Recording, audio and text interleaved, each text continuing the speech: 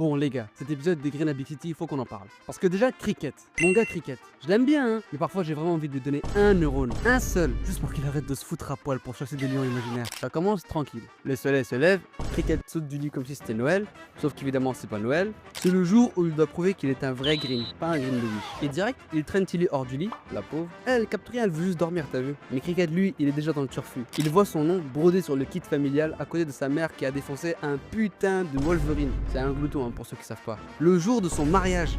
Mais qui fait ça genre? La daronne des Greens, c'est une daronne ou c'est Malénia? J'ai pas capté. Bref, Cricket lui, il veut marquer l'histoire. Il veut pas juste attraper un pigeon, t'as vu? Non, non, non, monsieur vise du lourd. Donc il sort en slip, bout sur la tronche version Rambo, prêt à casser du fauve. Sauf que la seule bête qu'il croise, c'est un client en pantoufles. Bien joué champion. Gloria lui vide une bombe désodorisante sur la tête, parce que clairement le seul animal sauvage ici c'est lui. Ensuite il débarque au foot dragon. Il nous lâche un... Toi, il n'y a pas de dragon au wok du dragon d'or. Vous ne pourrez pas me le cacher indéfiniment. Ça suffit. Va bouger. Non, non, non, non, non, non, non.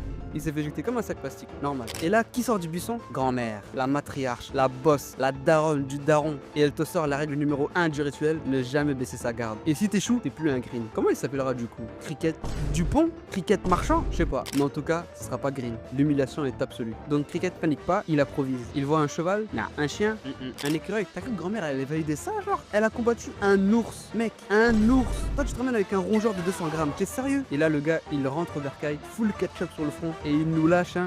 Cricket, qu'est-ce qui t'est arrivé? Non, c'est rien. Enfin, si on considère que combattre un lion, ce n'est rien. Grand-mère, elle a flairé l'arnaque à 20 km. Résultat, Cricket pète un câble et il nous lâche une dinguerie. Tu abandonnes? Un Green n'abandonne pas. Alors je suppose que je ne suis pas un Green.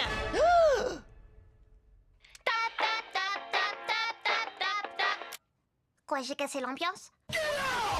Il se casse de la table, même le maïs en boîte, il le jette. Le maïs en boîte, la pire insulte pour grand-mère. Bill et Tilly, spectateurs, c'est Fast and Furious devant eux, ils sont tranquilles. Surtout Tilly qui s'en bat des steaks, mais tranquille. Grand-mère, elle rigole pas. Pas de rituel, pas de blast sur le kilt. Et au passage, tu payes le loyer. Mais Cricket, il réfléchit. Et il pige que le seul monstre vraiment sauvage ici, c'est pas un lion, c'est pas un ours, c'est grand-mère elle-même, la boss finale. Mais Cricket, il débarque dans sa chambre en mode WWE et il nous lâche. Écoute, je pensais que j'y arriverais pas parce que je ne trouvais pas d'animal féroce en ville. Mais j'avais tort. Le plus cruel et le plus féroce de tous était sous mes yeux depuis tout ce temps. Je te défie toi, je veux te combattre pour mon rite de passage de la famille Green. Il se fout sur la gueule façon Tom and Jerry et il passe à travers la fenêtre comme si c'était un détail. Tilly et Bill, toujours spectateurs, combo popcorn, grand mal lui fait une prise de catch. Le gosse s'envole iconique, mais Cricket entre deux KO capte un truc. Le nom, c'est pas la baston, le nom, c'est le cœur. Et la twist, il la mind game, il l'enroule autour du kilt. Il se met sur elle, painful, 1, 2, 3, grand-mère KO technique. Cricket a réussi son défi. Résultat,